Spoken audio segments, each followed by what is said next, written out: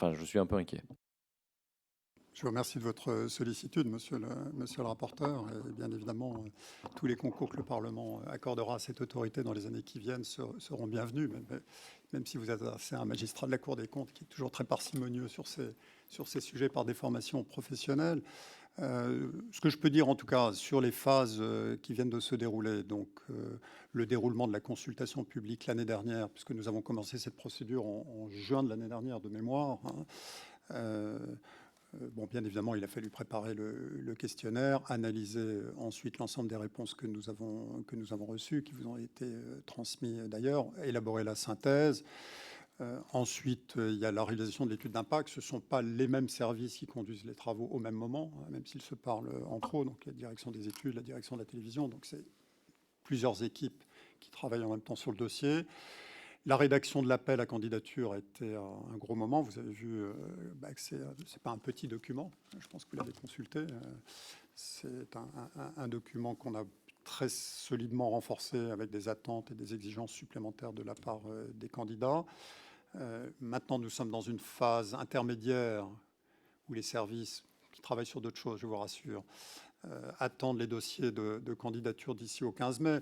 Et d'ores et déjà, on commence à réfléchir à ce que sera la trame des futures conventions sur lesquelles on travaillera en temps et heure dans la seconde phase de la procédure. Le fait d'avoir réécrit assez largement les conventions pour TF1, M6, Canal+, peu avant, Europe 1 d'une certaine façon à la suite de l'OPA Vivendi sur Lagardère, permet aussi d'anticiper sur les étapes à venir. Mais il est vrai que le plan de charge de l'autorité de cette année et des derniers mois de votre serviteur est particulièrement dense. Pour continuer sur la question des moyens, d'un point de vue plus légal, de quels moyens contraignants vous disposerait éventuellement l'ARCOM pour contrôler le respect des obligations des éditeurs? Est-ce que, par exemple, elle possède la capacité d'exercer un contrôle sur pièce et sur place comme l'autorité de la concurrence? On n'a pas ces éléments, on n'a pas ce pouvoir, c'est pas si c'est le bon qualificatif, intrusif, et les pouvoirs très puissants dont dispose l'autorité de la concurrence. Le champ dans lequel nous intervenons, une liberté publique fondamentale, la liberté de communication, très protégée dans les conditions que j'ai rappelées tout à l'heure, rendrait probablement difficile l'attribution à une autorité administrative, une perquisition de l'ARCOM, pour employer un terme judiciaire, au sein d'un groupe de médias. Vous voyez bien la sensibilité que cela pourrait représenter. Donc, on n'a pas en tout cas une capacité aussi large et aussi intrusive que celle que vous évoquez. Corollairement ou en relation avec cette idée, je vous lis brièvement, puisque le passage n'est pas très long et ça ne vous surprendra pas, je l'ai cité à de nombreuses reprises, le paragraphe 18 de la décision du Conseil d'État de février sur le pluralisme et l'indépendance. Le paragraphe concerne l'indépendance. Eu égard à leur nature, les obligations d'un éditeur de service en matière d'indépendance de l'information sont au nombre de celles dont la méconnaissance peut être constatée par l'ARCOM, non seulement au regard d'un programme donné, mais également au regard de l'ensemble de ses conditions de fonctionnement et des caractéristiques de la programmation. Compte tenu de ce que dit ce paragraphe, est-ce que vous ne considérez pas que ce genre de prérogative, manifestement, vous aiderait quand même à exercer votre contrôle? Je vous remercie beaucoup d'évoquer ce point, monsieur le rapporteur, parce qu'il a été assez peu relevé en réalité. Hein. Tout le débat s'est focalisé sur la question du pluralisme, avec les voies de réponse que j'ai évoquées, les difficultés, je ne les ai pas cachées devant vous, mais nous travaillons à trouver une réponse. Sur l'indépendance, je l'avais déjà, je crois, évoqué devant vous lors de ma précédente audition, c'est l'un des points sur lequel la loi Bloch rend compte concrètement, jour après jour, dans l'exercice des missions, une part de difficulté qui est loin d'être négligeable. La réponse que nous avions faite à RSF était de dire, nous contrôlons cette indépendance, mais nous le faisons sur des éléments tangibles. Et pour nous, les éléments tangibles, c'est une séquence de programmes sur lesquels soit nous nous autosaisissons, soit nous sommes saisis. Et L'exemple typique qu'on a tous en tête, puisque vous les avez auditionnés, c'est la procédure concernant C8 pour l'épisode concernant le député Louis Boyard, où nous avons prononcé une sanction après la procédure, mais comme vous l'avez vu, c'est un cas d'ailleurs, un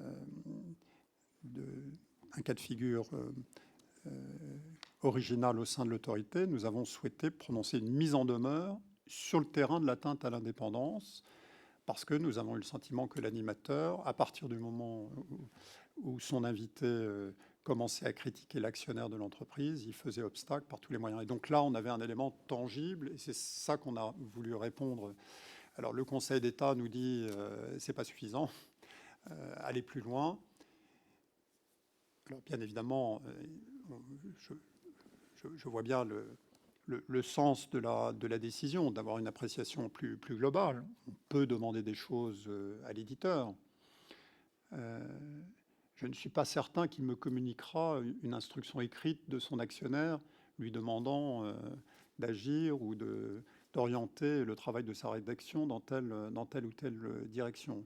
On peut interroger le CHIPIP, voir qu'est-ce que lui, qui est placé auprès de l'entreprise, a comme élément d'information.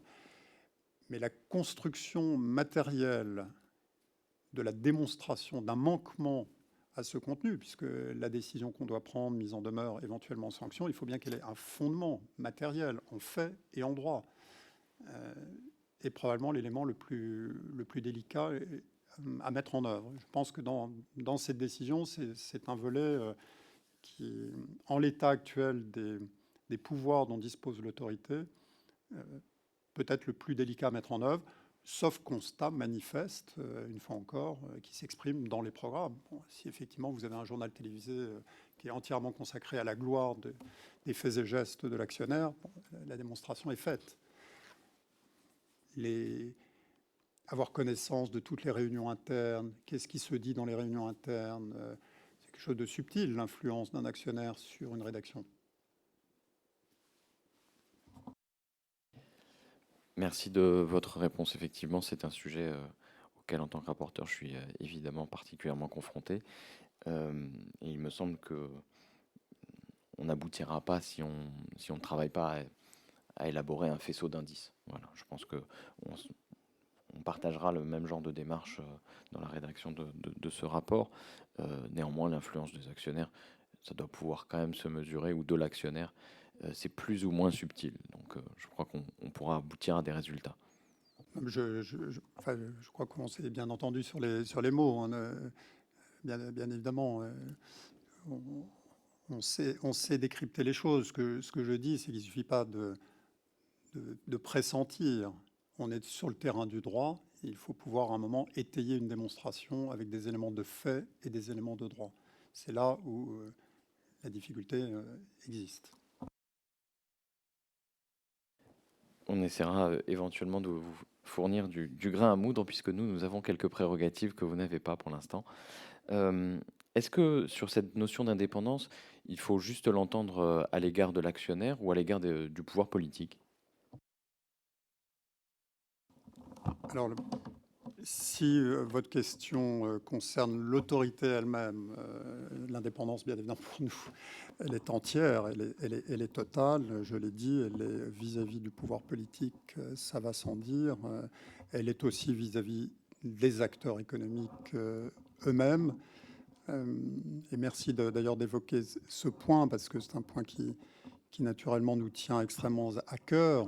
L'exercice de cette magnifique mission de régulation suppose bien évidemment d'être très à l'écoute des acteurs. On ne régule bien que ceux qu'on connaît bien, donc il faut bien évidemment bien connaître les évolutions du secteur, les tendances, les problématiques qui traversent le secteur qu'on est amené à réguler, bien connaître la vie de ces entreprises, leur réalité économique, leur réalité éditoriale, mais il faut aussi savoir se tenir à distance de ces acteurs. C'est en tout cas un point auquel je suis extrêmement attaché, et les membres du collège avec moi. Je l'ai dit tout à l'heure, je n'aime pas la notion de co-régulation qui a été avancée par certains. C'est, à mon avis, un terme qui est inapproprié. Il y a la loi, il y a les éditeurs, et il y a un régulateur, autorité indépendante, qui est là pour veiller à l'application de ce dispositif. Et donc, ça suppose d'être à bonne distance des acteurs. Un bon régulateur ne se fait pas que des amis, je peux vous le dire quotidiennement. Une bonne régulation est par nature contentieuse. Et pratiquement l'essentiel des actes que nous prenons, à un moment ou à un autre, se retrouve devant les juridictions. J'entendais, bon, merci de ces précisions, mais j'entendais plutôt l'indépendance des éditeurs. Est-ce que la notion d'indépendance doit se voir exclusivement à l'égard de l'actionnaire ou également à l'égard des autorités politiques?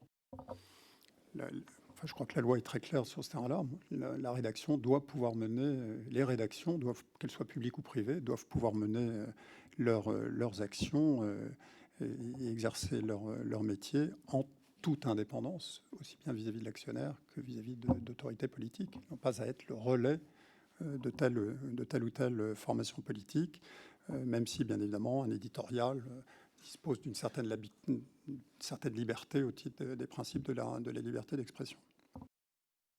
Merci. Comme je suis un garçon un peu taquin, chacun l'a peut-être déjà constaté, je vais vous livrer un cas d'espèce. Le Premier ministre aurait, d'après un journaliste de l'Express, communiqué à un directeur de chaîne de télévision, dont je conclus que c'était un directeur de chaîne de télévision d'information. Tu changes le bandeau par téléphone. Tu changes le bandeau tout de suite, sinon tu ne viens plus dîner avec moi à Matignon. Est-ce que vous considérez que, en l'espèce, on pourrait avoir là une atteinte à l'indépendance, ou alors la condition, c'est que le bandeau ne soit pas changé, et que si le bandeau n'a pas été changé, alors il n'y a pas eu atteinte à l'indépendance? Je confirme que vous êtes taquin, monsieur le rapporteur.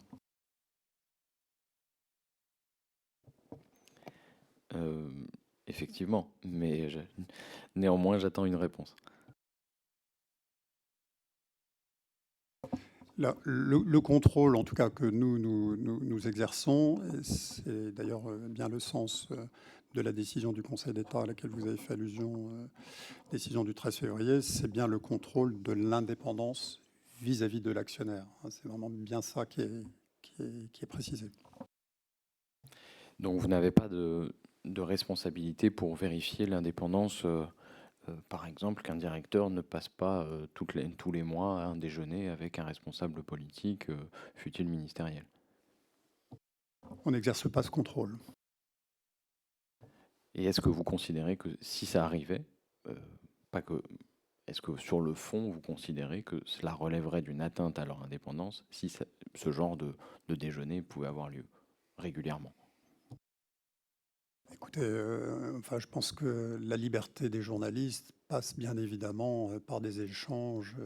Certains parlementaires ici présents ont exercé cette noble fonction, passe nécessairement par des échanges avec les autorités politiques, parlementaires ou membres de l'exécutif.